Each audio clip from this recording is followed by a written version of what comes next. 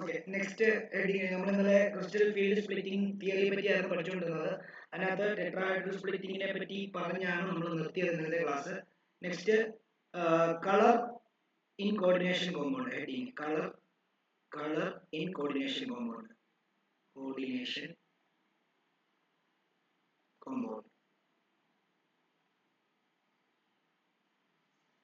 Colour in coordination കോമ്പൗണ്ടിനകത്ത് പഠിക്കാനുള്ളത് എന്താണെന്ന് ചോദിച്ചു കഴിഞ്ഞാൽ, ശരിക്കും കോർഡിനേഷൻ കോമ്പൗണ്ടിന് കളർ ഉണ്ട്, കോമ്പൗണ്ട്സിന് പല കോർഡിനേഷൻ കോമ്പൗണ്ട്സിനും കളർ ഉണ്ട് എന്ന് കണ്ടുപിടിച്ച തിയറിയും കൂടെയാണ് ശരിക്കും ഈ ക്രിസ്റ്റൽ ഫീൽഡ് തിയറി എന്ന് പറയുന്നത്. അത് എന്തുകൊണ്ടാണെന്ന് ചോദിച്ചു കഴിഞ്ഞാൽ, നമുക്കറിയാം ഈ ട്രാൻസിഷൻ നടക്കുന്നത്, നമ്മൾ ഇന്നലെ പറഞ്ഞില്ലേ ഡി ഡി ട്രാൻസിഷൻ എന്ന് പറയുന്നത്. അതായത് ഇപ്പം 5 ഡി ഓർബിറ്റലാണ്. ആ 5 ഡി ഓർബിറ്റൽ 3ഉം 2ഉം ആയിട്ടോ അല്ലെങ്കിൽ എന്താ 2ഉം 3ഉം ആയിട്ടോ എന്താ സ്പ്ലിറ്റ് ചെയ്യാം. അപ്പം ഓരോ ഇതിനുമുള്ള ഇലക്ട്രോൺസ് ചിലപ്പം ഇവിടോട്ട് ജമ്പ് ചെയ്യുകയോ അല്ലെങ്കിൽ ഇവിടെ തന്നെ പെയർ ചെയ്യുകയോ ചെയ്യുമെന്നുള്ള കാര്യങ്ങളൊക്കെ നമ്മൾ ഇന്നലെ പഠിച്ചിരുന്നു, ഇല്ലേ? അപ്പം ആ ഡി ഡി ട്രാൻസിഷൻ നടക്കുന്നതുകൊണ്ടാണ് ശരിക്കും എന്ത് സംഭവിക്കുന്നത്, കളർ ഉണ്ടാകുന്നത്. അപ്പം ഈ കളർ ഉണ്ടാകുന്ന കൺസെപ്റ്റ് എക്സ്പ്ലെയിൻ ചെയ്യുന്ന ഒരു തിയറിയും കൂടെയാണ് നമ്മുടെ ക്രിസ്റ്റൽ ഫീൽഡ് തിയറി. അപ്പം എഴുതുക, ദ കളർ, ഒരു ഡോട്ട് എഴുതുക, ദ കളർ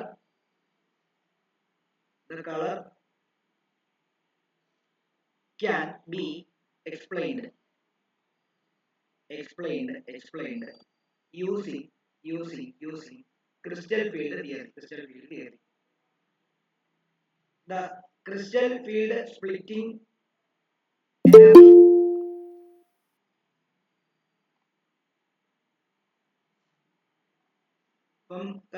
ഇത് CFSE എന്നാണ്, ഞാൻ ഷോർട്ട് ഫോം അങ്ങ് എഴുതുകയാണ്. is in the range of visible അത് എഴുതിക്കോ, visible radiation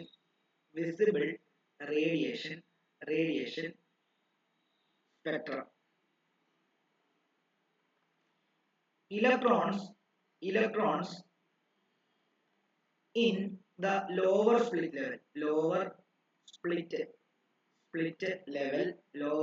level can get excited to the higher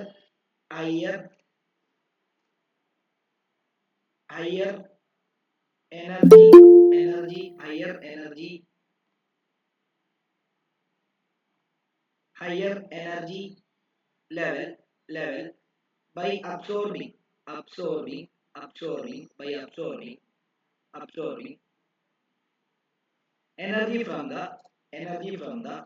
energy from the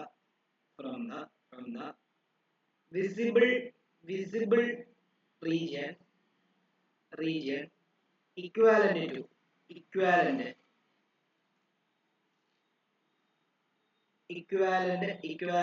to crystal field splitting energy.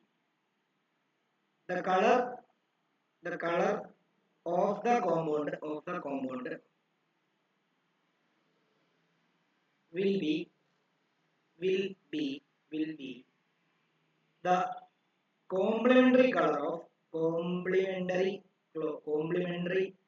complementary color of absorbed radiation.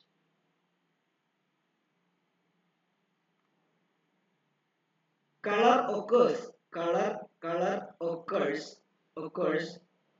only in the presence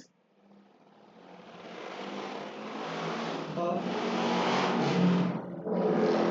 ligands. Color occurs only in the presence of ligands. അതായത് ഞാൻ ഒരു കാര്യം പറയാം, coordination കോമ്പൗണ്ടിനകത്ത് colour ഉണ്ടാകുന്നത് ഈ ലിഗാൻസിന്റെ presence മൂലമാണ്. Ligands ഇല്ല എന്നുണ്ടെങ്കിൽ അതിന്റെ കളർ നഷ്ടപ്പെടും. അത് എന്തുകൊണ്ടാണെന്ന് ചോദിച്ചു കഴിഞ്ഞാൽ, ഞാനൊരു എക്സാമ്പിൾ പറയാം, നോക്കിക്കോളൂ. ഒരു എക്സാമ്പിൾ ഞാൻ പറയാം. നിങ്ങൾ അൺഹൈഡ്രസ് കോപ്പർ സൾഫേറ്റിനെ പറ്റിയും ഹൈഡ്രേറ്റഡ് കോപ്പർ സൾഫേറ്റിനെ പറ്റിയും കേട്ടിട്ടുണ്ടാവും. രണ്ടും കോർഡിനേഷൻ കോമ്പൗണ്ടിനകത്ത് പെടുന്നതാണ്, ആണല്ലോ. അങ്ങനെയാണെങ്കിൽ നമുക്ക് എഴുതിയ എക്സാമ്പിൾ ആയിട്ട് എഴുതാം. Anhydrous copper sulfate, copper sulfate is colorless. Anhydrous copper sulfate എന്ന് പറയുമ്പോഴത്തേക്കും CuSO4, simply CuSO4. എന്നാൽ hydrated copper sulfate എന്താണെന്നറിയോ? hydrated copper sulfate, hydrated copper sulfate എന്ന് പറഞ്ഞാൽ is blue colored. Hydrated copper sulfate എന്ന് പറയുമ്പോൾ CuSO4 dot 5H2 ആണ്. കണ്ടോ, ഈ 5H2 അവിടെ ലിഗാൻഡ് ആയിട്ടാണ് ഇരിക്കുന്നത്. മനസ്സിലായി? ലിഗാൻഡ് വന്നപ്പം അതിന് കളർ വന്നു, ബ്ലൂ കളർ, മറ്റേ കളർലെസ് ആണ്. ഓക്കെ, അപ്പം ഈ ലിഗാൻഡ് വരുമ്പോൾ എന്തുകൊണ്ടാണ് കളർ വരുന്നതെന്ന് ചോദിച്ചു കഴിഞ്ഞാൽ DD ട്രാൻസിഷൻ മൂലമാണ്. ലിഗാൻഡ് വരുമ്പോഴാണല്ലോ, മറ്റേ ഇന്നലെ നമ്മൾ പറഞ്ഞായിരുന്നു, ലിഗാൻഡ് വരുമ്പോൾ എന്ത് സംഭവിക്കുന്നു? ഈ ഡീജൻ 5 എണ്ണം ഉള്ളത് എന്തായിട്ട് മാറുന്നു? ഒന്നെങ്കിൽ താഴെ ഒരു 3ഉം മുകളിൽ ഒരു 2ഉം ആയിട്ട് മാറും. ഓക്കെ, അപ്പൊ ഇവിടെ എല്ലാം ഇലക്ട്രോണുകളുണ്ട്. ഇവിടെ ഒരു ഇലക്ട്രോൺ ഉണ്ട്, ഇതേലൊരു ഇലക്ട്രോൺ ഉണ്ട്, ഇതേലൊരു ഇലക്ട്രോൺ ഉണ്ടെങ്കിൽ നമ്മുടെ ഇവരെന്ത് ചെയ്യുന്നത്? ഇത് സ്പ്ലിറ്റ് ചെയ്യുമല്ലോ. അപ്പം ഇതേലൊരു വെട്ടം വന്ന് വീണ് കഴിഞ്ഞാൽ ആ വെട്ടം നമ്മുടെ വിസിബിൾ സ്പെക്ട്രത്തിന്റെ വിസിബിൾ സ്പെക്ട്രത്തിനകത്ത് എന്തൊക്കെയുണ്ട്? 7 കളറുണ്ട്. ആ 7 കളറിൽ ഏത് കളറിന്റെ എനർജി അബ്സോർബ് ചെയ്തിട്ടാണോ ഈ ഇലക്ട്രോൺ ജമ്പ് ചെയ്ത് ഇവിടോട്ട് പോകുന്നതെന്ന് വെച്ചാൽ അതിന്റെ കോംപ്ലിമെന്റ്, അത് നമ്മൾ പറഞ്ഞല്ലോ, നമ്മളിപ്പം നമുക്ക് +2 നിങ്ങൾ പഠിക്കുകയാണ്, നിങ്ങൾക്ക് 90% മുകളിൽ മാർക്ക് കിട്ടി. അപ്പം ഒരു 5 ദിവസം നിങ്ങൾ എങ്ങനെയായിരിക്കും? എയറിലായിരിക്കും, ശരിയല്ലേ? അതായത് നിങ്ങൾ ഒരു എക്സൈറ്റഡ് ആയിട്ടുള്ള ഒരു അവസ്ഥയിലായിരിക്കും. എന്നാൽ കുറച്ച് ഒരു 3-4 ദിവസം കഴിയുമ്പോഴത്തേക്കും എന്താ, നിങ്ങൾ നേരെ താഴോട്ട് ഇറങ്ങി വരും. അല്ലെങ്കിൽ നിങ്ങൾ അടുത്ത ഒരു കോഴ്സിന് ജോയിൻ ചെയ്യും, ഒരു എഞ്ചിനീയറിംഗ് ജോയിൻ ചെയ്തിട്ട് ഒരു 10 ക്ലാസ് അറ്റൻഡ് ചെയ്താൽ മതി, ആ മുകളിലോട്ട് കയറിയ അഹങ്കാരമൊക്കെ എന്ത് ചെയ്യും? പെരുക്കെ താഴോട്ട് ഇറങ്ങി വരും. കാരണം അവിടെ നമ്മളെ കൊണ്ട് ആ പഠിത്തം പറ്റത്തില്ല എന്നുള്ളത് ചിലപ്പം നിർത്തി പോകാനൊക്കെ തോന്നും ഒരു ഫസ്റ്റ് സെമ്മോ സെക്കൻഡ് സെമ്മോ കഴിയുമ്പോഴേക്കും. അപ്പൊ അത്രയും പാടാ, ഇപ്പൊ പഠിക്കുന്നൊന്നുമല്ല. അപ്പം നമ്മൾ എന്തായാലും നമ്മൾ എക്സൈറ്റ് ചെയ്ത് കഴിഞ്ഞാൽ തിരിച്ച് പഴയ ഇതിലേക്ക് തന്നെ വരും. അപ്പം ഇവൻ ഈ ഇലക്ട്രോൺസ് എക്സൈറ്റ് ചെയ്തിട്ട് ഇവിടെ പോയി കഴിഞ്ഞാൽ പിന്നെ തിരിച്ച് ഇവിടോട്ട് തന്നെ വരും. പക്ഷെ ഇങ്ങോട്ട് വരുമ്പോൾ അബ്സോർബ് ചെയ്ത എനർജിയെ റേഡിയേറ്റ് ചെയ്തിട്ടായിരിക്കും തിരിച്ചു വരുന്നത്. മനസ്സിലായോ? ഓരോ ഷെല്ലിനും ഓരോ എനർജി ഉണ്ട്. നമ്മൾ കഴിഞ്ഞ +1 പഠിച്ചായിരുന്നു, നമ്മള് എമിഷൻ സ്പെക്ട്രം, അബ്സോർപ്ഷൻ സ്പെക്ട്രം എന്ന് പറഞ്ഞ് +1 പഠിച്ചിരുന്നു. അപ്പം നമ്മള് ഇപ്പം ഒരു ഇലക്ട്രോണിനെ എക്സൈറ്റ് ചെയ്യണമെങ്കിൽ ആ ഇലക്ട്രോൺ ചിലപ്പം ഏതെങ്കിലും വിസിബിൾ സ്പെക്ട്രത്തിനകത്ത് ഇപ്പം റെഡ് കളറിന്റെ റേഡിയേഷൻ ആണ് അബ്സോർബ് ചെയ്തതെന്ന് വിചാരിക്കുക. അപ്പൊ അത് എന്ത് ചെയ്യാൻ? അതിന് എനർജി കിട്ടി. കാരണം റെഡ് കളറിന് ഒരു പെർട്ടിക്കുലർ ഫ്രീക്വൻസി ഉണ്ട്, അതിന് എനർജി ഉണ്ട്. ആ എനർജി വെച്ച് അത് എക്സൈറ്റ് ചെയ്ത് അടുത്തൊരു ലെവലിലേക്ക് ചാടി കഴിയുമ്പോഴത്തേക്കും കുറച്ചു നേരം കൂടെ കഴിഞ്ഞ് എന്ത് ചെയ്യും? അല്ലെങ്കിൽ കുറച്ച് സമയം കഴിഞ്ഞ് തിരിച്ചെന്ത് ചെയ്യും? പഴയ പോലെ ഈ പൊസിഷനിലേക്ക് തന്നെ വരും. പക്ഷെ വരുമ്പോൾ അത് എക്സ്ട്രാ അബ്സോർബ് ചെയ്ത എനർജി എമിറ്റ് ചെയ്തിട്ട് തിരിച്ചു വരത്തുള്ളൂ. അപ്പം ഇവിടെ മനസ്സിലാക്കണം, ആ എമിറ്റ് ചെയ്ത എനർജിയാണ് നമ്മുടെ എമിറ്റ് ചെയ്ത കളർ ഏതാണോ അതായിരിക്കും നമ്മുടെ കണ്ണില് അതിന്റെ കളറായിട്ട് കാണുന്നത്. ഇപ്പം റെഡ് ആണ് അബ്സോർബ് ചെയ്യുന്നതെങ്കിൽ അതിന്റെ കോംപ്ലിമെന്ററി കളറായിരിക്കും അത് എമിറ്റ് ചെയ്യുന്നത്. ആ എമിറ്റ് ചെയ്യുന്ന കളറാണ് നമ്മുടെ കണ്ണിൽ എത്തുന്നത്. മനസ്സിലായോ? അപ്പോഴാണ് നമുക്ക് ആ കോർഡിനേഷൻ കോമ്പൗണ്ട് കളർ ആണെന്നുള്ള കാര്യം മനസ്സിലാകുന്നത്. അപ്പൊ ഇതെല്ലാം നടക്കുന്നത് ലിഗാൻഡ് വരുമ്പോൾ DD ട്രാൻസിഷൻ നടക്കും. ആ DD ട്രാൻസിഷന്റെ ഭാഗമായിട്ടാണ് ഈ കളർ ഉണ്ടാകുന്നത് എന്നുള്ള കാര്യം കൃത്യമായിട്ട് മനസ്സിലാക്കി വെക്കുക. ഓക്കെ ആണല്ലോ? അപ്പം ഞാൻ ആ ഇതും കൂടെ ഒന്ന് വരച്ച് കാണിക്കാം, നോക്കിക്കോളൂ. ഇതിന്റെ താഴോട്ട് എഴുതേണ്ടത് പിന്നെ വേറൊരു കാര്യം കൂടെ പറഞ്ഞുതരാം. അതായത് നമ്മള് ഈ നിങ്ങള് കളർ എന്ന് പറയുന്ന ഒരു സംഭവം, വെട്ടം എന്ന് പറയുന്ന ഒരു ലൈറ്റ് എന്ന് പറയുന്ന ഒരു ഫോം ഓഫ് എനർജിയുടെ സംഭാവനയാണെന്ന് മാത്രം പറയാൻ പറ്റും. കാരണം എന്താ പറയുക, നിങ്ങൾ ഇരുട്ടത്തി എന്ന് നിങ്ങൾ എത്ര വില കൂടി എത്ര കളർഫുൾ ഡ്രസ് എടുത്തിട്ട് ഇരുട്ടത്തി എന്നിട്ട് നിങ്ങളൊരു സെൽഫി എടുത്തിട്ട് കഴിഞ്ഞാൽ അത് ശരിക്കും പറഞ്ഞ ഒരു മണ്ടത്തരമായിരിക്കും, ശരിയല്ലേ? കാരണം നിങ്ങൾക്ക് കാണത്തില്ല. അത് ഇത്രയും ബ്യൂട്ടിഫുൾ ആയിട്ടുള്ള എൻവയോൺമെന്റ് രാത്രിയാകുമ്പോൾ എങ്ങനെ ആയിരിക്കുന്നത്? കറുത്തായിരിക്കുന്നത്. അതായത് നിങ്ങൾക്ക് മനസ്സിലാകത്തില്ല പച്ച ഏതാ, ചുമപ്പ് ഏതാ, നീല ഏതാ. അപ്പം നിങ്ങൾ മനസ്സിലാക്കിക്കോണം, ഈ കളർ ലൈറ്റിന്റെ ദാനമാണ് എന്നുള്ള കാര്യം. ലൈറ്റ് ഇല്ലെങ്കിൽ കളർ ഇല്ല, കളർ നമുക്ക് ഐഡന്റിഫൈ ചെയ്യാൻ പറ്റില്ല. അപ്പം ആ കളർ എങ്ങനെയാണ് ഉണ്ടാകുന്നത് ചോദിച്ചു കഴിഞ്ഞാൽ 2 രീതിയിലാണ് ഒരു ഒബ്ജക്റ്റിന് നമ്മളിലേക്ക് കളർ ഉണ്ടാകുന്നത്. ഇപ്പം ഞാൻ ഇട്ടിരിക്കുന്ന ഡ്രസ്സിന്റെ കളർ പച്ചയാണ്. ഓക്കെ, ഈ കളർ ഈ പച്ച നിങ്ങളുടെ കണ്ണിൽ കാണുന്നതാണ്. അപ്പം അത് 2 രീതിയിൽ കളർ പച്ചയാണെന്ന് മനസ്സിലാക്കാം. ഒന്നെന്ന് പറഞ്ഞു കഴിഞ്ഞാൽ, ഇപ്പൊ എന്റെ മുകളിൽ ഒരു ലൈറ്റ് ഉണ്ട്, ആ ലൈറ്റ് എന്റെ ഷർട്ടിലോട്ട് വീഴും. ആ വീഴുമ്പോൾ എന്റെ ഷർട്ടിനകത്തുള്ള ആറ്റത്തിനകത്തുള്ള ഇലക്ട്രോൺസ് എന്ത് ചെയ്യുന്ന അറിയാമോ? ഈ വന്നു വീഴും. ചിലപ്പം പച്ച കളർ ലൈറ്റ് ആയിരിക്കും എന്ത് ചെയ്യുന്നത്? ആ ഇലക്ട്രോൺ അബ്സോർബ് ചെയ്യുന്നത്, ആ ഇലക്ട്രോണിന്റെ അല്ലെങ്കിൽ ആ ആറ്റത്തിന്റെ നേച്ചർ അനുസരിച്ച്. എന്നിട്ട് എന്ത് ചെയ്യും? ഈ ഇലക്ട്രോൺ അത് അപ്പൊ തന്നെ എന്ത് ചെയ്യും? റിഫ്ലക്ട് ചെയ്ത് കളയും. അപ്പൊ ആ റിഫ്ലക്ട് ചെയ്യുന്ന പച്ച ലൈറ്റ് തന്നെ എന്റെ കണ്ണിൽ, നിങ്ങളുടെ കണ്ണിൽ റീച്ച് ചെയ്യുമ്പോൾ എന്റെ ഷർട്ട് പച്ചയായിട്ട് കാണാൻ പറ്റും. ഇത് ഒരു ഓപ്ഷൻ. രണ്ടാമത്തെ ഓപ്ഷൻ എന്താണെന്ന് അറിയാമോ? ഈ വെട്ടത്തിനകത്തെ ഏത് കളറാണോ അബ്സോർബ് ചെയ്യുന്നത്, ഇപ്പം ചില മറ്റേന്ന് പറയുമ്പോൾ ഇലക്ട്രോൺ അബ്സോർബ് ചെയ്യാതെ അതിനെ റിഫ്ലക്ട് ചെയ്ത് കളയുമായിരുന്നു. അതായത് സർഫസ് വന്നു അത് റിഫ്ലക്ട് ചെയ്ത് കളഞ്ഞു. അപ്പൊ ഏത് ലൈറ്റ് ആണോ വന്ന് വീണത് ആ ലൈറ്റിനെ റിഫ്ലക്ട് ചെയ്ത് കളഞ്ഞു. ഓക്കെ, എന്റെ ഈ ഡ്രസ്സിനകത്തുള്ള ആറ്റങ്ങളുടെ നേച്ചർ അനുസരിച്ച് ഏത് ലൈറ്റിനെയാണോ അത് അട്രാക്ട് ചെയ്തത് അല്ലെങ്കിൽ അബ്സോർബ് ചെയ്യാൻ ശ്രമിച്ചത്, അബ്സോർബ് ചെയ്യാതെ വന്ന് വീണപ്പോൾ തന്നെ റിഫ്ലക്ട് ചെയ്തു. അത് നമ്മുടെ കണ്ണിലെത്തുമ്പോൾ നമുക്ക് ആ കളർ കാണാൻ പറ്റും. രണ്ടാമത്തെ ഓപ്ഷൻ പറഞ്ഞത് എന്താ അറിയോ? ഈ വെട്ടത്തിനകത്തുള്ള ഈ നമുക്കറിയാം ഇപ്പം ഈ എന്റെ മുകളിൽ കത്തുന്ന LED അത് ശരിക്കും പറഞ്ഞാൽ ഒരു വിസിബിൾ സ്പെക്ട്രമാണ്. അതിനകത്ത് 7 കളർ അടങ്ങിയിട്ടുണ്ട്. ഈ 7 കളറിനകത്തെ ചിലപ്പം റെഡ് ആണ് എന്റെ എന്താണ് ഷർട്ടിലുള്ള ഇലക്ട്രോൺസ് അബ്സോർബ് ചെയ്യുന്നതെങ്കിൽ, അബ്സോർബ് ചെയ്യുക, അവിടെ റിഫ്ലക്ട് ചെയ്യുകയല്ല, അത് അബ്സോർബ് ചെയ്യുകയാണ്. അബ്സോർബ് ചെയ്തിട്ട് അതിന്റെ കോംപ്ലിമെന്ററി കളർ ആയിരിക്കും അത് എമിറ്റ് ചെയ്യുന്നത്. അങ്ങനെയാണ് കളർ ഉണ്ടാക്കാനുള്ള രണ്ടാമത്തെ കേസ്. ഓക്കെ, അപ്പൊ നിങ്ങൾ ചോദിക്കും, ഇപ്പൊ എന്റെ കയ്യിലിരിക്കുന്നുണ്ട് ഈ ഒരു എന്താണ് പ്ലാസ്റ്റിക് പാത്രം, എന്താണ് നമുക്ക് ബ്ലാക്ക് ആയിട്ടാണ് കാണുന്നത്. അത് എന്തുകൊണ്ടാണ് അറിയാമോ? ഇത് ഈ സ്പെക്ട്രത്തിനകത്തെ എല്ലാ റേഡിയേഷനെയും അബ്സോർബ് ചെയ്തിട്ട് എല്ലാ റേഡിയേഷനെയും ഒരേപോലെ എമിറ്റ് ചെയ്യുന്നതുകൊണ്ടാണ് ഇത് നമുക്ക് ബ്ലാക്ക് ആയിട്ട് കാണാൻ പറ്റുന്നത്. അപ്പൊ നിങ്ങൾ വൈറ്റ് എങ്ങനെ കാണാൻ പറ്റുന്നതെന്ന് ചോദിച്ചു കഴിഞ്ഞാൽ, ലൈറ്റിന്റെ എല്ലാ എന്താണ് റേഡിയേഷനെയും ഒരേപോലെ റിഫ്ലക്ട് ചെയ്യും. മറ്റേതാ ഇത് ബ്ലാക്ക് കാണുന്നത് അബ്സോർബ് ചെയ്തിട്ട് ഒരേപോലെ റിഫ്ലക്ട് ചെയ്യും, അല്ല ഒരേപോലെ എമിറ്റ് ചെയ്യും. ഈ വൈറ്റ് ആയിട്ട് കാണുന്നതിന് കാരണം ഇത് വന്നിട്ട് എന്താണ് അബ്സോർബ് ചെയ്യുന്നതിന് മുമ്പ് എന്ത് ചെയ്യും, അത് റിഫ്ലക്ട് ചെയ്ത് പുറത്തോട്ട് വിടും. അത് എല്ലാ കളറിനെയും ഒരുമിച്ച്, അതുകൊണ്ടാണ് അത് വൈറ്റ് ആയിട്ട് കാണാൻ പറ്റുന്നത്. അപ്പം ശരിക്കും ലൈറ്റ് എന്ന് പറയുന്ന കൺസെപ്റ്റിന്റെ ദാനമാണ് എന്ത് കളർ എന്ന് പറയുന്നത്. കോർഡിനേഷൻ കോമ്പൗണ്ടിന്റെ കളറും ഉണ്ടാകുന്നത് അങ്ങനെയാണ്. കാരണം കോർഡിനേഷൻ കോമ്പൗണ്ട് നമ്മളിങ്ങനെ കാണുന്ന സമയത്ത് ഇപ്പം കോപ്പർ സൾഫേറ്റിന്റെ ക്രിസ്റ്റൽസ് എടുത്തിരിക്കുക, ബ്ലൂ കളറാണ്, അത് ഹൈഡ്രേറ്റഡ് ആണ്. അതായത് ഈ 5H2O എന്ന് പറയുമ്പോൾ വാട്ടർ ഓഫ് ക്രിസ്റ്റലൈസേഷൻ എന്ന് പറയുന്നത് കൽക്കണ്ടം പോലെ അതിനകത്ത് വാട്ടർ മോളിക്കൂൾ ഇരിക്കുന്നതുകൊണ്ടാണ് നമുക്കത് നീല കളറിൽ കാണാൻ പറ്റുന്നത്. ലിഗാൻഡ് ആയിട്ട് ഇരിക്കുന്നതുകൊണ്ട്. ലിഗാൻഡ് വരുമ്പോൾ എന്താ സംഭവിക്കുന്നത്? ലിഗാൻഡ് വരുമ്പോൾ ഒന്നെങ്കിൽ ടെട്രാഹൈഡ്രോ അല്ലെങ്കിൽ ഒക്ടാഹൈഡ്രോ സ്പ്ലിറ്റിങ്ങോ നടക്കും. എന്താ, അത് DD ട്രാൻസിഷൻ നടക്കും. എന്നിട്ട് അത് വെട്ടത്തിൽ കാണിക്കുമ്പോൾ വെട്ടത്തിൽ അല്ലെങ്കിൽ അറ്റ്മോസ്ഫിയറിലുള്ള അല്ലെങ്കിൽ സൂര്യന്റെ വെട്ടമാണെങ്കിൽ അത് വലിച്ചെടുത്തിട്ട് എന്ത് ചെയ്യും, അത് വലിച്ചെടുത്തിട്ട് അതിനകത്തുള്ള ഇലക്ട്രോൺസ് എക്സൈറ്റ് ചെയ്യും. എന്നിട്ട് എന്താണ് റേഡിയേഷൻ അബ്സോർബ് ചെയ്യുകയും എമിറ്റ് ചെയ്യുകയും ചെയ്യും. അതാണ് നമുക്ക് കണ്ണുകൊണ്ട് കാണാൻ പറ്റുന്നത്. ഇങ്ങനെയാണ്. അപ്പൊ ഇവിടെ ഒരു കാര്യം ശ്രദ്ധിച്ചോണം, ഇവിടെ ഏത് ആ കോപ്പർ സൾഫേറ്റ് ഹൈഡ്രേറ്റഡ് കോപ്പർ സൾഫേറ്റിനകത്തെ ഇലക്ട്രോൺസ് ഏത്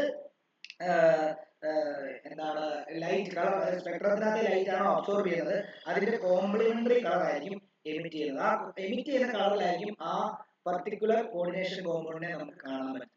അതാണ് ഈ കളറിംഗ് കോർഡിനേഷൻ കോമ്പൗണ്ട്. ഈ കളറിംഗ് കോർഡിനേഷൻ കോമ്പൗണ്ടിന്റെ ഭാഗത്തു നിന്നൊക്കെ 2 മാർക്കിന്റെ ക്വസ്റ്റ്യൻസ് ഒക്കെ ജസ്റ്റ് ചോദിക്കാറുണ്ട്. അത് ഇങ്ങനെ ഒന്ന് ഓവറോൾ പഠിച്ചാൽ എല്ലാവരും കാണാൻ പഠിക്കണം. അപ്പൊ ഞാൻ അതിന്റെ കൺസെപ്റ്റ് ജസ്റ്റ് ഒന്ന് വരച്ചുതരാം.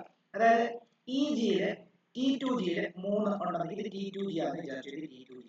EGയിൽ 2 ഉണ്ടെന്നുള്ള കാര്യം. ഇവിടെ ഒരു ഇലക്ട്രോൺ ഇരിക്കുമെന്ന് വിചാരിച്ചു. ഇത് ഗ്രൗണ്ട് സ്റ്റേറ്റ് ആണ്. ഗ്രൗണ്ട് സ്റ്റേറ്റ് ആണ്. ഇവിടെ ഒരു ഇലക്ട്രോണേ ഉള്ളൂ, ഗ്രൗണ്ട് സ്റ്റേറ്റ്.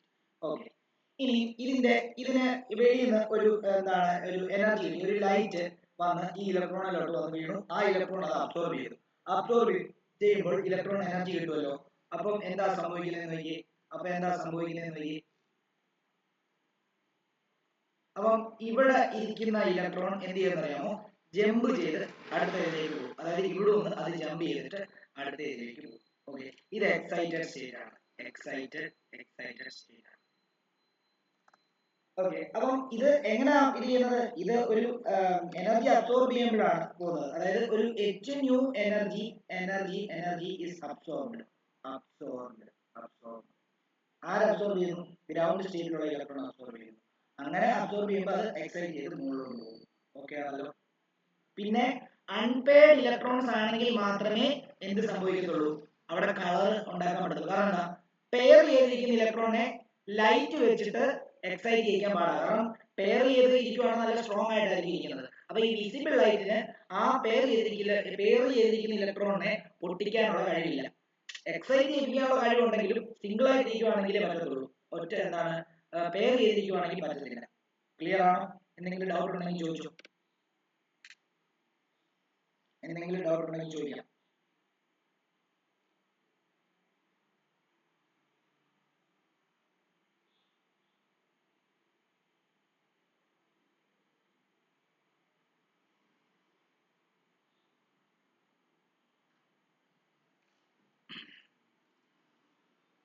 ഡൗട്ട് ഇല്ലാന്ന് വിശ്വസിക്കുന്നു. അടുത്ത ഒരു ടോപ്പിക്കിലേക്ക് പോവാണ്. Bonding in metal carbonyl. അതുകൊണ്ട് എഴുതിക്കോ, bonding in metal carbonyl.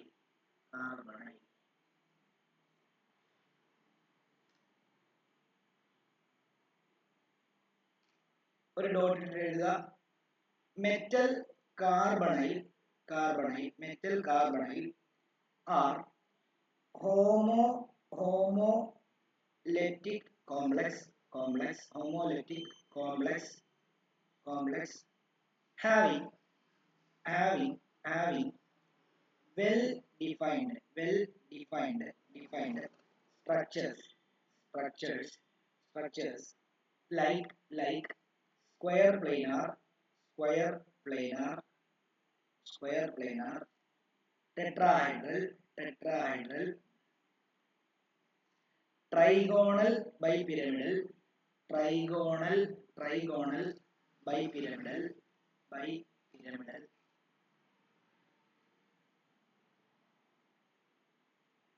octahedral, etc. അതായത് മെറ്റൽ കാർബണൈൽ എന്ന് പറഞ്ഞു കഴിഞ്ഞാൽ ഹോമോലെപ്റ്റിക് കോംപ്ലക്സ് ആണ്. ഹോമോലെപ്റ്റിക് കോംപ്ലക്സ് എന്ന് പറഞ്ഞാൽ എന്താ? അതിനകത്ത് ഒരു ടൈപ്പ് ലിഗാൻഡേ കാണുള്ളൂ. ആരായിരിക്കും? CO ആയിരിക്കും.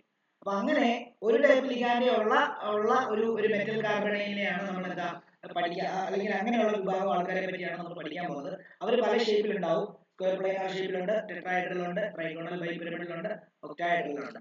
ഇനി അവരുടെ ഓക്സിഡേഷൻ സ്റ്റേറ്റ്, ഇപ്പം കാർബണൈലുള്ള ഒരു മെറ്റൽ, ഇപ്പം നമുക്കറിയില്ല മെറ്റൽ കാർബണൈൽ എന്ന് പറയുമ്പോൾ അതിനകത്ത് ലിഗാൻഡ് കാർബണൈൽ CO ഗ്രൂപ്പ് ആയിരിക്കും, C ഡബിൾ ബോണ്ട് ഗ്രൂപ്പ് ആയിരിക്കും.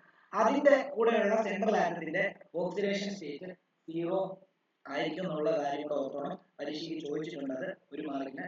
The metal atom will be in 0 oxidation state.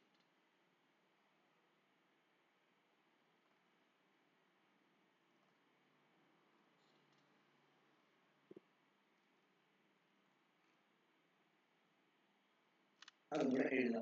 ഒരു എക്സാമ്പിൾ, നിക്കൽ കാർബണൈൽ എന്ന് പറഞ്ഞ NiCO4 ഒരു മെറ്റൽ കാർബണൈൽ എക്സാമ്പിൾ ആണ്. ഈ CO എന്ന് പറയുന്നത്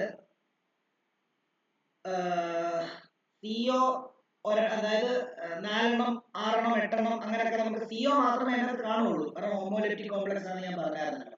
അപ്പൊ CO മാത്രമേ ലിഗാൻഡ് ആയിട്ട് കാണത്തുള്ളൂ. അതിലൊരു എക്സാമ്പിൾ ആണ് നിക്കൽ കാർബണൈൽ NiCO4. ഇതിന്റെ സ്ട്രക്ചർ Ni ഞാൻ പറഞ്ഞിരുന്നു, ഇത് ടെട്രാഹെഡ്രൽ ആണ്, കിടന്നാലേ ഉള്ളൂ. നമ്മൾ പണ്ട് പഠിച്ചപ്പോൾ ഒരു ഡാഷ് ആൻഡ് വെഡ്ജ് ഷേപ്പ് എന്ന് പറഞ്ഞൊരു സംഭവം പഠിച്ചായിരുന്നു. അതായത് ഒരു ആറ്റത്തിന് ചുറ്റും 4 ബോണ്ട് ഉണ്ടെങ്കിൽ അതിന്റെ 2 ബോണ്ടിനെ ആ സെയിം പ്ലെയിനിൽ റെപ്രസെന്റ് ചെയ്യും. അതായത് ഇവിടെ CO റെപ്രസെന്റ് ചെയ്യുന്നു, ഇവിടെ CO, ഇത് രണ്ടും സെയിം പ്ലെയിനിലാണ്.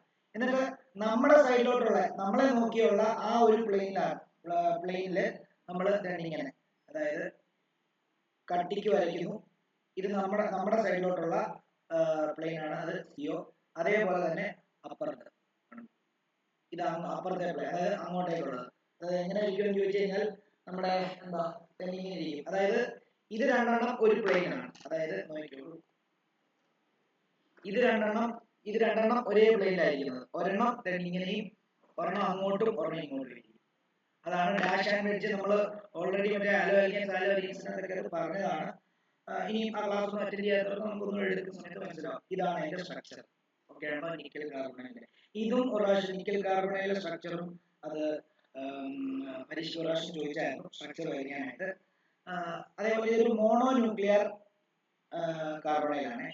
Mono nuclear carbonyl.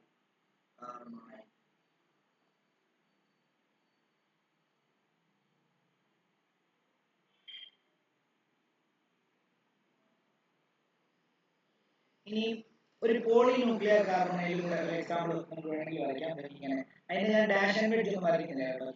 അതായത് Fe2 CO4 CO9. ഇതിന്റെ സ്ട്രക്ചർ വരയ്ക്കുമ്പോൾ 2 Fe ആണ്. Fe ഇവിടെ വരുന്നു, ഇവർ തമ്മിൽ ഒരു ബോണ്ട്. ഇവരെ രണ്ടുപേരെ കണക്ട് ചെയ്തിട്ട് ഇവിടെ ഒരു CO, പിന്നെ ബാക്കി ഇവിടെ 4 CO വെച്ചു. ഇവിടെ ഒരു CO, ഇവിടെ ഒരു CO, ഇവിടെ ഒരു CO, ഇവിടെ ഒരു CO. അതേപോലെ തന്നെ ഇവിടെ ഒരു CO, ഇവിടെ ഒരു CO, ഇവിടെ ഒരു CO, ഇവിടെ ഒരു CO. അങ്ങനെ 4 CO. ഇത് ഒരു പോളിന്യൂക്ലിയർ കാർബണൈഡ്. പോളിന്യൂക്ലിയർ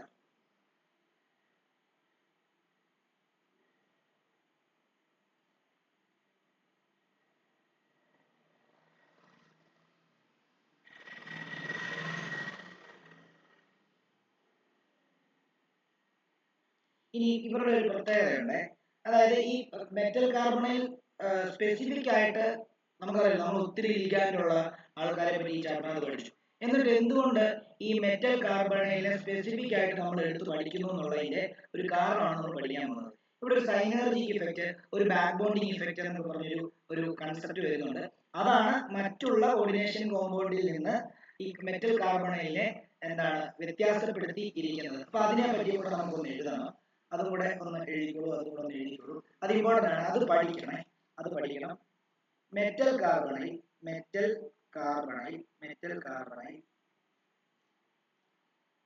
carbonyls are characterized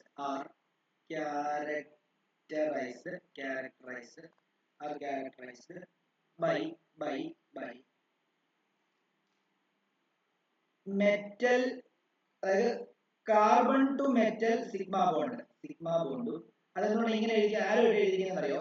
കാർബണിൽ നിന്നാണ് മെറ്റലിലേക്ക് ഈ ഇലക്ട്രോണെ ഡിസ്ട്രിബ്യൂട്ട് ചെയ്തിട്ട് സിഗ്മ ബോണ്ട് ഫോം ചെയ്യുന്നത്. അതേപോലെ തന്നെ മെറ്റലിൽ നിന്ന് കാർബണിലേക്ക് എന്താണ് ഒരു pi bond, metal carbonyl pi bond. അതായത് രണ്ടുമുണ്ട്. അതായത് സാധാരണ എന്താണ് നമ്മൾ ചെയ്യുന്നത്?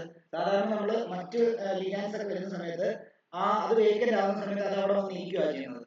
പക്ഷെ ഇത് രണ്ട് സൈഡിലോട്ടും ബോണ്ട് ഫോം ചെയ്യുന്നുണ്ട്. അതാണ് ഇതിന്റെ പ്രത്യേകത. അതാണ് ബാക്ക് ബോണ്ടിങ് എന്ന് പറയാൻ കാരണം. അതായത് കാർബണിൽ നിന്ന് മെറ്റലിലോട്ട് ഒരു ഇലക്ട്രോൺ ട്രാൻസ്ഫർ ചെയ്തിട്ട് സിഗ്മ ബോണ്ട് ഫോം ചെയ്യുന്നുണ്ട്. മെറ്റലിൽ നിന്ന് ആ കാർബണൈൽ ഗ്രൂപ്പിന്റെ കാർബണിലോട്ട് എന്താണ് ഇലക്ട്രോണിനെ ട്രാൻസ്ഫർ ചെയ്തിട്ട് പൈ ബോണ്ടും അവിടെ ക്രിയേറ്റ് ആവുന്നുണ്ട് എന്നുള്ളതാണ് നമ്മൾ ഇവിടെ ശ്രദ്ധിക്കേണ്ടത്. അത് എഴുതണം, ഇത് ബൈഹാർട്ട് ചെയ്തിട്ടാണെങ്കിലും പഠിച്ചോണം, പരീക്ഷയ്ക്ക് ചോദിക്കും. The sigma bond is formed by the donation of an electron pair from the ligand to a vacant d orbital of central metal atom. Whereas pi bond is formed by the donation of an electron pair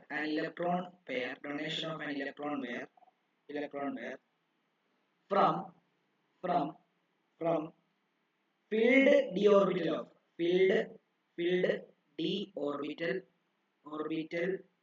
of metal to anti-bonding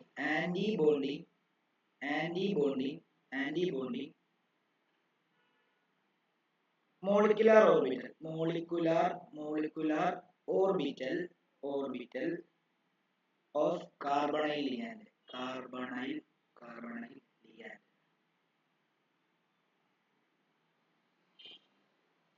അതായത് sigma bond form ചെയ്യുന്നത് എങ്ങനെയാണ്? ലിഗാൻഡിൽ നിന്ന് ഒരു ഇലക്ട്രോണിനെ central metal ആറ്റത്തിന്റെ vacant D ഓർബിറ്റലിലോട്ട് കൊടുക്കുമ്പോഴാണ് സിഗ്മ ബോണ്ട് ഉണ്ടാകുന്നത്. പൈ ബോണ്ട് എങ്ങനെയാണ് ഉണ്ടാകുന്നത്? ഈ സെൻട്രൽ മെറ്റൽ ആറ്റത്തിന്റെ ഡി ഓർബിറ്റലിൽ നിന്നും എന്താണ് കാർബണൈൽ ലിഗാൻഡ്, അതായത് കാർബണിന്റെ ആന്റി ബോണ്ടിങ് മോളിക്കുലർ. നമ്മൾ കഴിഞ്ഞ വർഷം ബോണ്ടിങ് ഓർബിറ്റലും ആന്റി ബോണ്ടിങ് മോളിക്കുലർ ഓർബിറ്റലും sigma sigma 1s sigma star 1s sigma 2s sigma star 2s ഒക്കെ പഠിച്ചില്ലേ? ഒന്ന് ബോണ്ടിങ് ഓർബിറ്റൽ, ഒന്ന് ആന്റി ബോണ്ടിങ്. അപ്പം ഈ കാർബണൈൽ കാർബണിന്റെ ആന്റി ബോണ്ടിങ് മോളിക്കുലാർ ഓർബിറ്റലിലേക്കായിരിക്കും ഈ ഡി ഓർബിറ്റൽ, നമ്മുടെ സെൻട്രൽ മെറ്റൽ ആറ്റത്തിന്റെ ഡി ഓർബിറ്റലിൽ നിന്നും ഇലക്ട്രോണെ ഡൊണേറ്റ് ചെയ്തിട്ട് അവിടെ പൈ ബോണ്ട് ഉണ്ടാക്കുന്നത്. അപ്പൊ രണ്ട് സൈഡിൽ നിന്നും അങ്ങോട്ടും ഇങ്ങോട്ടും ഇലക്ട്രോൺ ഡൊണേറ്റ് ചെയ്ത് അങ്ങോട്ടും ഇങ്ങോട്ടും ബോണ്ട് ഫോം ചെയ്യുന്നത് കൊണ്ടാണ് ഈ ഒരു മെറ്റൽ കാർബണൈലിനെ പറ്റി നമുക്ക് സ്പെസിഫിക് ആയിട്ട് പഠിക്കേണ്ടി വന്നത്. അപ്പം ഈ ഒരു എഫക്റ്റിനെ this type of bonding is known as back bonding effect. This type of bonding is known as back bonding effect. Back bonding and this effect this produces a synergic effect. Synergic effect.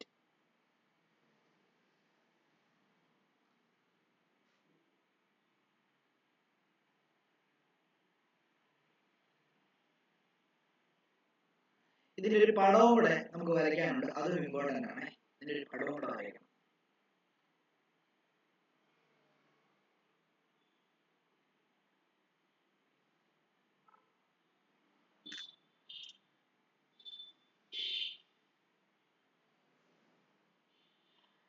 ആ പടം ഇങ്ങനെ വരയ്ക്കണം. ഇത് metal ആണ്. മെറ്റലിന്റെ 5 D ഓർബിറ്റലിനെ ഇങ്ങനെ നമുക്ക് വരയ്ക്കാം. 1 2 3 4 5. അതേപോലെ തന്നെ ആ കാർബണിൽ സി ട്രിപ്പിൾ ബോണ്ട് ഓ ആണ്. അതേപോലെ തന്നെ ഇവിടെ 1 2 3 ഓർബിറ്റില്, ഇവിടെ അതേപോലെ തന്നെ 3 ഓർബിറ്റിൽ വരയ്ക്കാം. 1 2 3. ഓക്കെ. ഇനി ഇവിടെ 2 ഇലക്ട്രോൺസ് ഉണ്ടാവും. ഈ ഇലക്ട്രോൺസിനെ എങ്ങോട്ടേക്ക് ഷെയർ ചെയ്തു? ഇങ്ങോട്ടേക്ക് ഷെയർ ചെയ്തിട്ട് അവിടെ ഒരു സിഗ്മ ബോണ്ട് ഉണ്ടാവും. അറ്റ് ദ സെയിം ടൈം ഇവിടെ ഉള്ള ഈ ഓർബിറ്റിലുള്ള ഇലക്ട്രോണിനെ ഇങ്ങോട്ടേക്ക് ഷെയർ ചെയ്തിട്ട് ഇവിടെയും പൈ ബോണ്ട് ഉണ്ടാക്കും.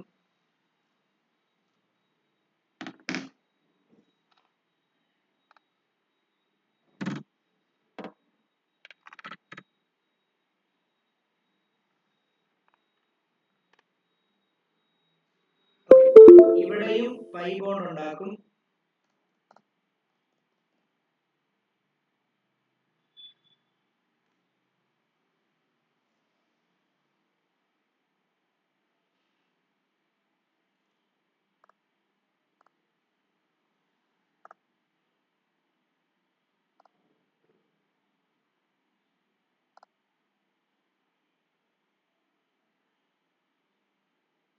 ഒന്നുകൂടെ ഒന്ന് വരയ്ക്കണേ.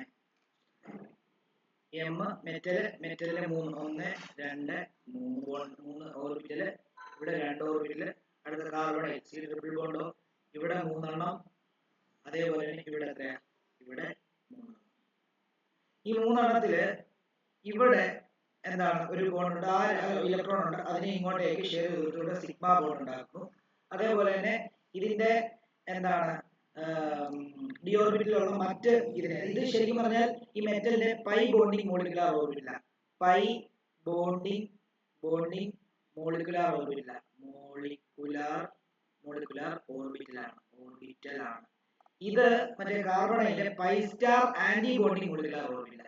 Pi star anti bonding molecular orbit. അപ്പൊ ഇവിടെ നിന്ന് തേണ്ടത് ഇങ്ങോട്ടും, ഇവിടെ നിന്ന് തേണ്ടത് ഇങ്ങോട്ടും പോയിട്ടാണ് ഇവിടെ പൈ ബോണ്ട് ഉണ്ടാകുന്നത്. ഇത് കൊണ്ടൊന്ന് മനസ്സിലാക്കണം. ഇതും പൈ ബോണ്ടിങ് ഓർബിറ്റിലാണ്. പൈ മോളിക്കുലാർ ഓർബിറ്റിലാണ് ഇത്.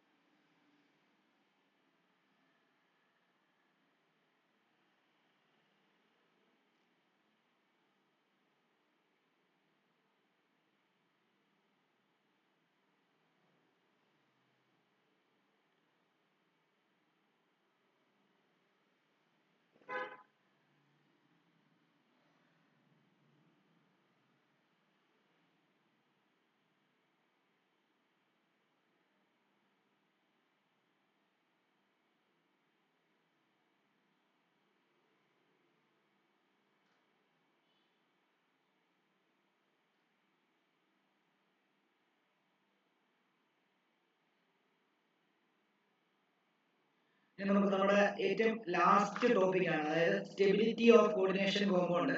ഇതൊന്നും അങ്ങനെ പരീക്ഷയ്ക്ക് ചോദിച്ചിട്ട് അധികം അങ്ങനെ ചോദിച്ച് ഞാൻ കണ്ടിട്ടില്ല. സ്റ്റെബിലിറ്റി ഓഫ് കോർഡിനേഷൻ കോമ്പൗണ്ട് എന്നാലും പഠിപ്പിക്കാതിരിക്കാൻ പറ്റുന്ന സിലബസിലുള്ളതാണ്.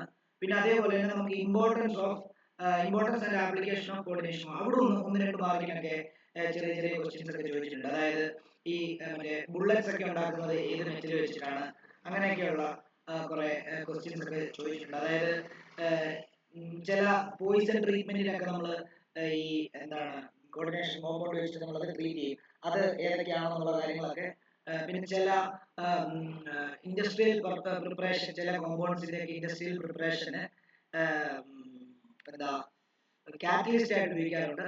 അതിനെപ്പറ്റി വിൽക്കിൻസൺ കാറ്റലിസ്റ്റ് അങ്ങനെയൊക്കെ കുറെ സംഭവങ്ങൾ നമുക്ക് അവിടെ പഠിക്കാറുണ്ട്. അപ്പം ഇനി ആ സ്റ്റെബിലിറ്റി ഇതും കൂടെ എഴുതി, stability of coordination compound, stability of coordination compound, coordination compound.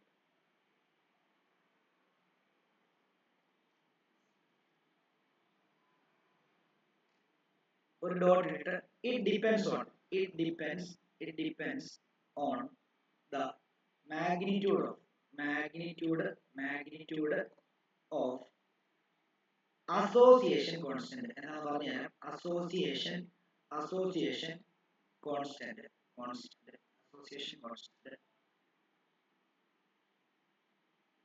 when the compound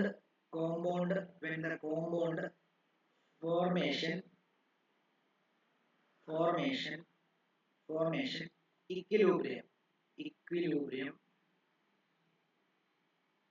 is attained. Full stop. അടുത്ത dot, greater the value of association constant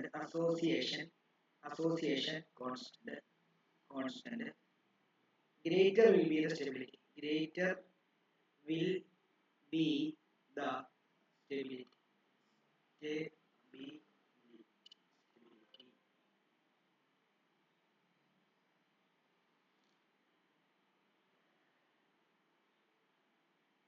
അതായത് രണ്ട് എലമെന്റ് കമ്പൈൻ ചെയ്ത് പ്രൊഡക്റ്റ് ആവുമ്പോൾ, അല്ലെങ്കിൽ രണ്ട് എലമെന്റ് കമ്പൈൻ ചെയ്ത് പ്രൊഡക്റ്റ് ആവുമ്പോഴും ഒരു കോമ്പൗണ്ട് സ്പ്ലിറ്റ് ചെയ്തിട്ട് രണ്ട് കമ്പോണൻസ് ആവുമ്പോഴും അവിടെ ഇക്വിലിബ്രിയം കണ്ടീഷൻസ് ഉണ്ടാവാറുണ്ട്. അങ്ങനെയെങ്കിൽ ആ രണ്ട് കേസിലെ ഇക്വിലിബ്രിയം കോൺസ്റ്റന്റ് നമുക്ക് കണ്ടുപിടിക്കേണ്ടി വരും. ഇത് ചെയ്യാൻ വേണ്ടി ഇക്വിലിബ്രിയം കോൺസ്റ്റന്റ് എങ്ങനെ കണ്ടുപിടിക്കുന്നത് എന്നുള്ള കാര്യം നമ്മൾ കഴിഞ്ഞ വർഷം പഠിച്ചിരുന്നു. ഇപ്പം ഓർക്കുന്നുണ്ടോ? നിങ്ങൾ ഓർക്കുന്നുണ്ടോ എന്ന് എനിക്കറിയില്ല. എ പ്ലസ് എഴുതരുത്, B equilibrium with C plus D. ഇതിന്റെ ഇക്വിലിബ്രിയം കോൺസ്റ്റന്റ് ഇക്വേഷൻ Kc കണ്ടുപിടിക്കാൻ പറഞ്ഞാൽ എന്താ ചെയ്തത്? Concentration of C raised to C into concentration of D raised to D divided by concentration of A raised to A into concentration of B raised to B. ഇതാണ് equilibrium constant. അത് തന്നെയാണ് നമ്മൾ ഇവിടെ എടുക്കാൻ പോകുന്നത്. അത് രണ്ട് കോമ്പൗണ്ട് കമ്പൈൻ ചെയ്ത ഒരു സിംഗിൾ പ്രൊഡക്റ്റ് ഉണ്ടാകുമ്പോൾ അവിടുത്തെ ഇക്വിലിബ്രിയം കോൺസ്റ്റന്റിനെ അസോസിയേഷൻ കോൺസ്റ്റന്റ് എന്ന് വിളിക്കുകയും, അതേപോലെ തന്നെ ഒരു കോമ്പൗണ്ട് സ്പ്ലിറ്റ് ചെയ്തിട്ട് രണ്ട് കമ്പോണൻസ് ആയിട്ട് മാറുമ്പോൾ അവിടെ ഉണ്ടാകുന്ന ഇക്വിലിബ്രിയം കോൺസ്റ്റന്റിനെ ഡിസോസിയേഷൻ കോൺസ്റ്റന്റ് എന്നാണ് പറയുന്നത്. ഓക്കെ, അതായത് അസോസിയേറ്റ് ചെയ്ത് ഒരു റിയാക്ഷൻ അല്ലെങ്കിൽ അസോസിയേഷൻ റിയാക്ഷൻ നടക്കുന്ന സമയത്ത് അവിടുത്തെ അസോസിയേഷൻ കോൺസ്റ്റന്റ്, അതായത് ഇക്വിലിബ്രിയം കോൺസ്റ്റന്റ് വാല്യൂ കൂടുതലാണെങ്കിൽ അവിടെ ആ ഉണ്ടാകുന്ന കോർഡിനേഷൻ കോമ്പൗണ്ടിന് ഗ്രേറ്റർ സ്റ്റെബിലിറ്റി ആയിരിക്കും എന്നുള്ളതാണ് പറയുന്നത്. അല്ലാതെ വേറെ അങ്ങനെ കാര്യമൊന്നുമില്ല. ഓക്കെ, അപ്പൊ അതൊന്ന് നമുക്കൊരു ഇത് വെച്ചിട്ട് എഴുതാം. ഇതൊന്ന് നോക്കിയേ, നമുക്ക് ഒരു ഡോട്ട് ഇട്ടേ ഞാനൊരു എക്സാമ്പിൾ തരാം, കൃത്യമായിട്ട് മനസ്സിലാവും. ഞാൻ ജനറൽ റിയാക്ഷൻ മെയിൻ ഇക്വേഷൻ എന്ന് പറഞ്ഞാൽ ഇതാണ്. അതായത് ഒരു മെറ്റലും 4 ലിഗാൻഡ് മോളിക്യൂളുകൾ ചേർന്നിട്ട് ഒരു Ml4 ഉണ്ടാകും. എന്നാൽ ഇത് ഒറ്റ സ്റ്റെപ്പിലല്ല നടക്കുന്നത്. ഒരിക്കലും ഈ മെറ്റലുമായിട്ട് ഡയറക്റ്റ് ആയിട്ട് 4 ലിഗാൻഡിൽ പോയി ചേരാൻ പറ്റില്ല. അത് സ്റ്റെപ്പ് എലിമെന്ററി റിയാക്ഷൻസ് ആയിട്ടായിരിക്കും നടക്കുന്നത്. നമ്മൾ കെമിക്കൽ കൈനറ്റിക്സിനകത്ത് പഠിക്കും. എലിമെന്ററി റിയാക്ഷൻ എന്ന് പറയുമ്പോൾ സ്റ്റെപ്പ് ആയിട്ടായിരിക്കും നടക്കുന്നത്. അങ്ങനെയാണെങ്കിൽ ആദ്യം എന്താ ചെയ്യുന്നത് അറിയോ? ഫസ്റ്റ് സ്റ്റെപ്പിൽ എന്താ നടക്കുന്നത് അറിയോ? ഫസ്റ്റ് സ്റ്റെപ്പില് ഒരു മെറ്റൽ, ആ മെറ്റൽ പോയിട്ട് ആദ്യം ഒരു ലിഗാൻഡുമായിട്ട് ഇടിച്ചിട്ട് Ml ഉണ്ടാവും.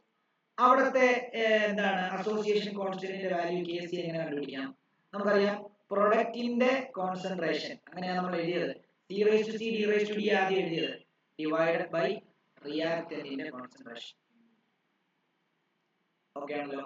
ഇതായിരിക്കും അവിടുത്തെ എന്താണ് ഇക്വിലിബ്രിയം കോൺസ്റ്റന്റ് വാല്യൂ. ഇത് Kc എന്ന് കൊടുക്കണ്ട K1 എന്ന് കൊടുക്കും ഫസ്റ്റ് സ്റ്റെപ്പിന്റെ K1. ഓക്കെ.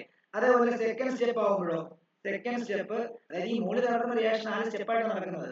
ആ Ml-ഉമായിട്ട് അടുത്ത ലിഗാൻഡ് പോയിട്ട് ഇടിച്ചിട്ട് Ml2 ഉണ്ടാവും. അങ്ങനെയാണെങ്കിൽ അവിടുത്തെ ഇക്വിലിബ്രിയം K2 എന്ന് എടുക്കാം കോൺസ്റ്റന്റ്. അത് Ml2 concentration of Ml2 divide by എന്താ കോൺസെൻട്രേഷൻ ഓഫ് Ml ഇൻടു എന്താ L കോൺസെൻട്രേഷൻ ഓഫ് L. അവിടെ റേസ് ടു എഴുതേണ്ട ആവശ്യമില്ല, പവർ 1 ആണ് ഇല്ലയോ. ഇനിയും തേർഡ് സ്റ്റെപ്പില് എന്തായിരിക്കും സംഭവിക്കുന്നത്? ആ Ml2 എന്ന് പറയുന്ന ഇതുമായിട്ട് അടുത്ത ലിഗാൻഡ് ഒരു സിംഗിൾ മോളിക്യൂൾ മേടിച്ചിട്ട് Ml3 ഉണ്ടാവും. അവിടത്തേത് K3 എന്ന് കൊടുക്കാം. അങ്ങനെയാണെങ്കിൽ എന്തെന്ന് കൊടുക്കാം Ml3 concentration of Ml3 divide by എന്താ കോൺസെൻട്രേഷൻ ഓഫ് Ml2 ഇൻടു എന്താ കോൺസെൻട്രേഷൻ ഓഫ് L എന്ന് കൊടുക്കാം. ഓക്കെ. അടുത്തതിനകത്ത് നമ്മുടെ ലാസ്റ്റ് അതായത് ഫോർത്ത് സ്റ്റെപ്പിലാണ് കംപ്ലീറ്റ് റിയാക്ഷൻ നടക്കുന്നത്. എന്താ Ml3യുമായിട്ട് ആര് മേടിക്കും റിമൈനിങ് ആയിട്ടുള്ള ഒരു ലിഗാൻഡ് മേടിച്ചിട്ട് Ml4 ഉണ്ടാവും. അവിടത്തെ K3 അല്ലെങ്കിൽ അവിടുത്തെ K4 എന്ന് പറയുന്നത് എന്താ concentration of Ml4 divide by concentration of Ml3 into എന്താ കോൺസെൻട്രേഷൻ. ഓക്കെ. അപ്പം ഇതായിരിക്കും നമ്മൾ സ്റ്റെപ്പ് വൈസ് ആയിട്ട്. അപ്പം ഇവിടുത്തെ എന്താ ഈ K1 ഉം K2 ഉം K3 ഉം K4 ഉം ഒക്കെ എന്താ സ്റ്റെപ്പ് വൈസ് അസോസിയേഷൻ കോൺസ്റ്റന്റ് ആണ്. ഓക്കെ ആണല്ലോ. അപ്പം അസോസിയേഷൻ കോൺസ്റ്റന്റിന്റെ വാല്യൂ കൂടുതലാണെങ്കിൽ സ്റ്റെബിലിറ്റി കൂടുതലായിരിക്കും. ആണോ? അങ്ങനെയാണെങ്കിൽ നമുക്ക് ജനറൽ ഫൈനൽ ഇക്വേഷൻ എന്ന് പറയുമ്പോൾ ശരിക്കും കംപ്ലീറ്റ് ആയിട്ടുള്ള ഇക്വേഷൻ മെയിൻ ഇക്വേഷൻ ഇതല്ലേ, അതിന്റെ ഇക്വേഷൻ നമുക്ക് എങ്ങനെ എഴുതാം? അതായത് ഇങ്ങനെ എഴുതുന്നില്ലയോ, അതായത് M plus L4 gives എന്താ Ml4. ഇതിന്റെ ഇക്വിലിബ്രിയം കോൺസ്റ്റന്റ് അതായത് കംപ്ലീറ്റ് അതായത് ഓവറോൾ ഇക്വേഷൻ ആണ് ഇല്ലേ. അതിന്റെ ഇക്വിലിബ്രിയം കോൺസ്റ്റന്റ് അതായത് അസോസിയേഷൻ കോൺസ്റ്റന്റ് നമ്മൾ ബീറ്റ എന്ന് എടുക്കുക. ബീറ്റ ഈസ് ഈക്വൽ നമുക്ക് എന്താണെന്ന് എഴുതാം concentration of Ml4 divide by എന്താ concentration of M into concentration of L4 ഇങ്ങനെ എഴുതാം. അങ്ങനെയാണെങ്കിൽ ഈ ബീറ്റ എന്ന് പറയുന്നത് എന്താ അറിയോ? ബീറ്റ എന്താ സ്റ്റെപ്പ് വൈസിന്റെ മൾട്ടിപ്ലിക്കേഷൻ. അതായത് ബീറ്റ കണ്ടുപിടിക്കുന്ന എന്ത് ചെയ്താൽ അറിയോ? ഓരോ സ്റ്റെപ്പിന്റെ അസോസിയേഷൻ കോൺസ്റ്റന്റ് കണ്ടുപിടിച്ചിട്ടുണ്ട്, അതിനെല്ലാം മൾട്ടിപ്ലൈ ചെയ്ത് കഴിഞ്ഞാൽ നമുക്ക് ബീറ്റയുടെ വാല്യൂ കിട്ടും. ഇതൊന്ന് ഓർത്ത് വെച്ചാൽ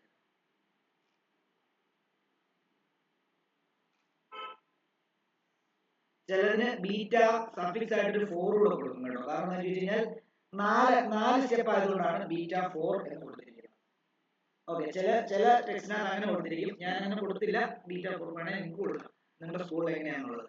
അങ്ങനെയാണ് നമ്മളിപ്പോൾ ഇത് അസോസിയേഷൻ കോൺസ്റ്റന്റ് വെച്ചിട്ടല്ലേ എക്സ്പ്ലെയിൻ ചെയ്തത്. എന്നിട്ട് ഇവിടെ ഒരു ഡോട്ട് അത് ഓൾറെഡി നമ്മൾ മുകളിൽ എഴുതിയായിരുന്നു അല്ലേ. അതായത് അസോസിയേഷൻ കോൺസ്റ്റന്റ് കൂടുമ്പോൾ സ്റ്റെബിലിറ്റി കൂടുന്നത് മുകളിൽ എഴുതിയിട്ടുണ്ട്, അതുകൊണ്ട് കുഴപ്പമില്ല. ഇനി നമുക്ക് ഇതിന്റെ റെസിപ്രോക്കൽ കണ്ടുപിടിച്ചാൽ മതി. അതായത് ഈ ബീറ്റ 4നെ നേരെ റെസിപ്രോക്കൽ ആയി കഴിഞ്ഞാൽ ഈ റിയാക്ഷന്റെ തന്നെ നേരെ ഓപ്പോസിറ്റ് റിവേഴ്സ് റിയാക്ഷന്റെ കിട്ടും. എന്താ ഇങ്ങനെ, അതായത് റെസിപ്രോക്കൽ ഒരു ഡോട്ട് എഴുതുക. Reciprocal of association constant is dissociation constant.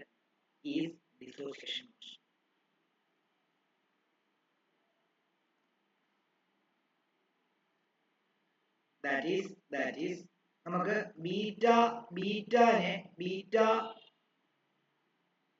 4 അത് ബീറ്റ 4 അല്ലേ നമ്മൾ മുകളിൽ ബീറ്റ 4. അപ്പം അതിന്റെ റെസിപ്രോക്കൽ ആണ് ഡിസോസിയേഷൻ. അതിനെ നമുക്ക് ബീറ്റ ഡാഷ് എന്ന് എഴുതാം. ഫിസിക്കലി എന്ത് ചെയ്താൽ മതി 1 ബീറ്റ 4. അതായത് നാല് സ്റ്റെപ്പിന്റെ എന്താണ് ഡിസോസിയേഷൻ കോൺസ്റ്റന്റ് എന്നുള്ളതാണ് നമ്മൾ ഈ ബീറ്റ ഡാഷ് ഉദ്ദേശിച്ചിരിക്കുന്നത്. ഓക്കെ ആണല്ലോ. ബീറ്റ ഡാഷ് എന്ന് പറഞ്ഞ അസോസിയേഷൻ കോൺസ്റ്റന്റ്, ബീറ്റ ഡാഷ് എന്ന് പറഞ്ഞ ഡിസോസിയേഷൻ കോൺസ്റ്റന്റ്, ബീറ്റ എന്ന് പറയുന്നത് അസോസിയേഷൻ കോൺസ്റ്റന്റ് ആണ്. ഈ ടോപ്പിക് അത്ര ഇമ്പോർട്ടന്റ് അല്ല, ഞാൻ പഠിപ്പിച്ചതേ ഉള്ളൂ. ഇതിനകത്ത് അങ്ങനെ ക്വസ്റ്റ്യൻ ചോദിക്കാൻ കണ്ടിട്ടേ ഇല്ല. ഇനി ചോദിക്കുവാണെങ്കിലും ന്യൂമറിക്കലൊക്കെ അങ്ങനെ ചോദിക്കാൻ സാധ്യതയുള്ളൂ കേട്ടോ, വേറെ അങ്ങനെ ഇതിനകത്തൊന്നും ചോദിക്കത്തില്ല. അപ്പം നമ്മുടെ ആ ടോപ്പിക്ക് തീർന്നു. ഇനി ഒരൊറ്റ ടോപ്പിക് കൂടെ ഉള്ളൂ, നമ്മുടെ ആപ്ലിക്കേഷൻസ് ഓഫ് കോർഡിനേഷൻ കോമ്പൗണ്ട്. അതിന്റെ ഇമ്പോർട്ടന്റ് ആയിട്ടുള്ള കുറച്ച് സംഭവങ്ങൾ മാത്രം ഞാൻ തരാം. സാധാരണ പരീക്ഷയ്ക്ക് ചോദിക്കുന്ന ആപ്ലിക്കേഷൻസ് മാത്രം തരാം. ഓക്കെ, അത് എഴുതിക്കോ. ആപ്ലിക്കേഷൻ എഴുതിയെന്ന് വിശ്വസിക്കുന്നു. ആപ്ലിക്കേഷൻ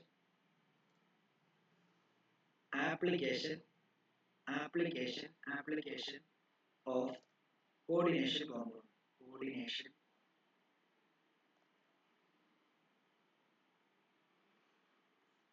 ആപ്ലിക്കേഷൻ ഓഫ് കോർഡിനേഷൻ കോമ്പൗണ്ടിനകത്ത് നമുക്ക് പഠിക്കാനുള്ളത് കെമിക്കൽ അനാലിസിസിന് വേണ്ടി പലപ്പോഴും എന്താണ് കോർഡിനേഷൻ കോമ്പൗണ്ട് യൂസ് ചെയ്യാറുണ്ട്. കെമിക്കൽ അനാലിസിസ് സ്പെസിഫിക് ആയിട്ട് പറയുവാണെങ്കിൽ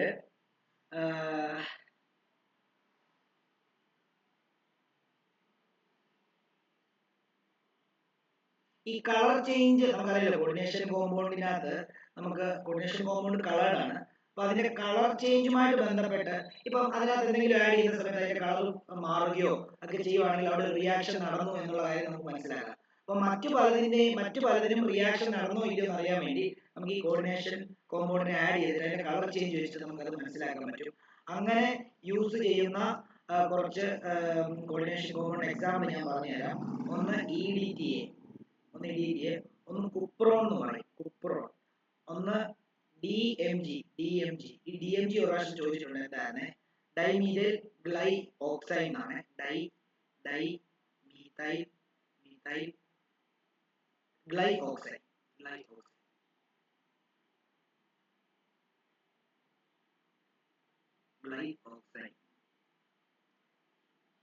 ഇത് മൂന്നുമാണ് ഈ കെമിക്കൽ അനാലിസിസിന് ജനറലി യൂസ് ചെയ്യുന്ന സംഭവങ്ങൾ.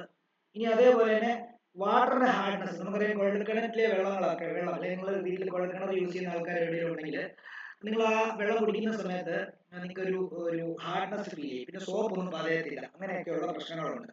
അപ്പം അതിന്റെ ഹാർഡ്നെസ് കുറയ്ക്കാൻ വേണ്ടി നമ്മൾ ഈ കോർഡിനേഷൻ കോമ്പൗണ്ട് യൂസ് ചെയ്യാറുണ്ട്. Estimation of hardness of water. Estimation of hardness of water. അവിടെ യൂസ് ചെയ്യുന്ന കോർഡിനേഷൻ കോമ്പൗണ്ട് EDTA ആണ്. എസ്റ്റിമേറ്റ് ചെയ്യാൻ വേണ്ടി ഉപയോഗിക്കുന്നത്. അടുത്തത് ഒരു ഡോട്ട് ഇട്ടിട്ട്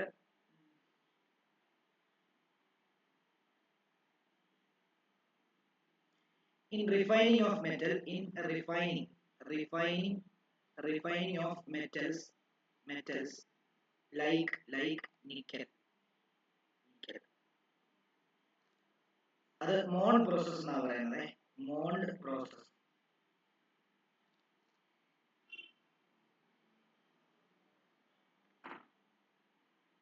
അതേപോലെ തന്നെ യൂസ്ഡ് ആസ് ഇൻഡസ്ട്രിയൽ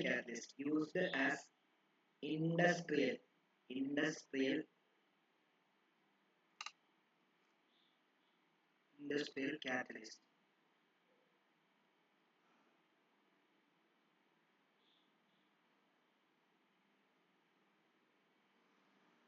അത് എക്സാമ്പിൾ വിൽക്കിൻസൺ കാറ്റലിസ്റ്റ് ആണ്. പ്രശ്നം ചോദിച്ചതാണ്. അത് എക്സാമ്പിൾ ഇങ്ങനെ എഴുതിക്കൊണ്ടത്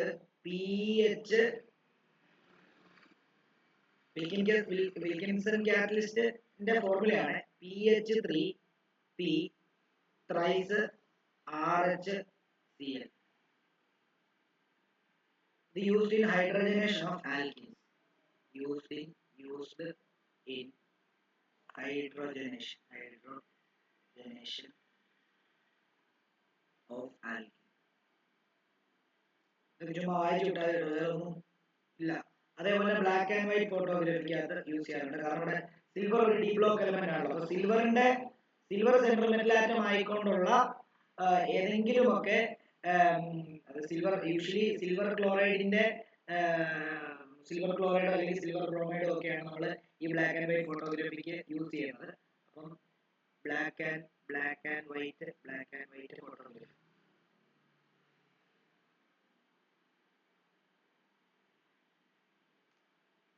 based on age.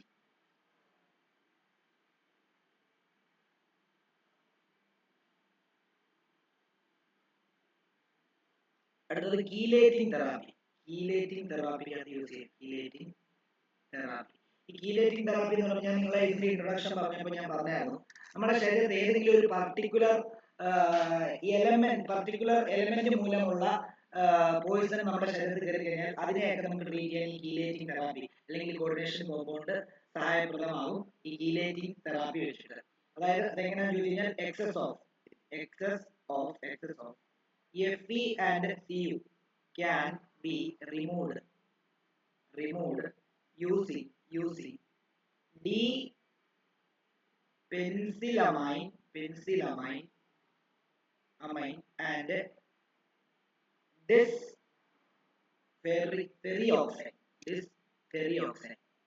ഇതും ചോദിച്ചിട്ടുള്ളതാണ്, അതുകൊണ്ടാണ് ഇത് പ്രത്യേകം പേരെടുത്ത് എഴുതുന്നത്, ferrioxide റെസ്പെക്റ്റീവ്. അതേപോലെ തന്നെ lead poisoning is treated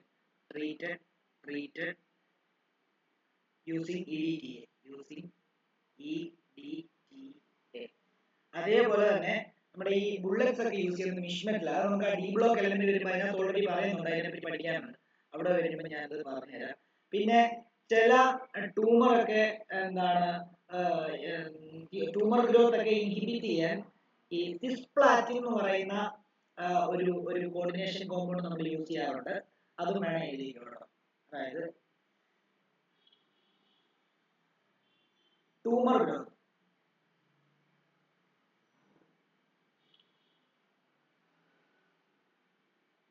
growth is inhibited with the help of cisplatin. ഇതും പരീക്ഷയ്ക്ക് ഒരു പ്രാവശ്യം ചോദിച്ചാണ്, അതുകൊണ്ടാണ് അത് തന്നിരിക്കുന്നത്. അപ്പൊ ഇതോടെ നമ്മുടെ ഈ ചാപ്റ്റർ തീർന്നു. ഇത്രയും ഉള്ളൂ chapter.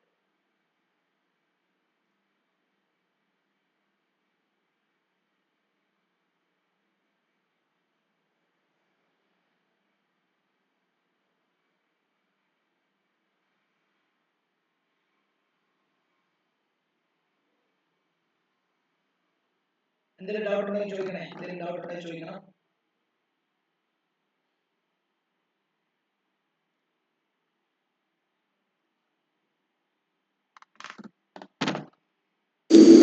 Last point കാണിക്കാവോ?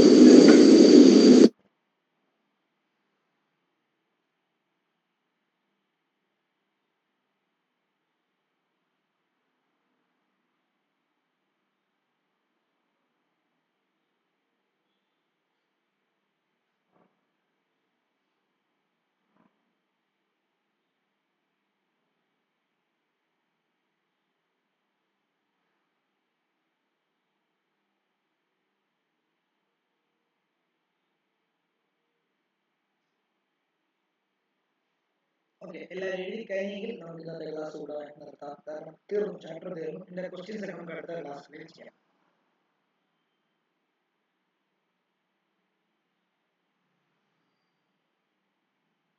Thank you, sir.